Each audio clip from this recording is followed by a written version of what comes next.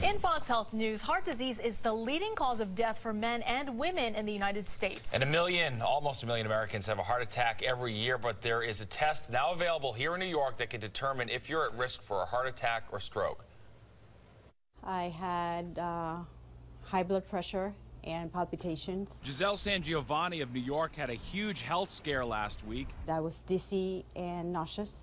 I ended up in the hospital trying to figure out what was going on with me. Her doctor sent her to Dr. Stephen Reisman at the New York Cardiac Diagnostic Center on the Upper East Side. We are geared towards doing a lot of early detection of heart disease, risk for heart attack, risk for stroke, and looking at risk factors for cardiovascular disease. Dr. Reisman's a cardiologist who recommended that Giselle have an ENDO PAT test. It's an early detection system for looking at the buildup of plaque in the blood vessels and therefore the possibility of a blockage causing a heart attack down the road. I'm going to measure the strength of your heartbeat through your fingertip. While Giselle's lying down, probes are put on her fingers and a blood pressure cuff is inflated. The non-invasive test only takes about 15 minutes. Basically, we're looking at. Dr. Reisman says this test is designed for people in their 20s, 30s, and 40s who want to know if they're at risk for developing a possible blockage. It's useful in women, particularly because many women don't have this typical symptoms of heart attack, and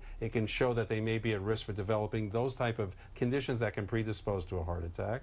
Anxious and a little nervous, but you know, hopefully all the results come out okay. And then she got the news. So that's a good result. Okay. And we'll be sending the results to your doctor, and that's good news. Thank you. Okay. A big relief for Giselle. Everything becomes so scary when you're sick, but you know, this type of test, you know, that if we can treat it that simple, it's amazing. It's really truly amazing.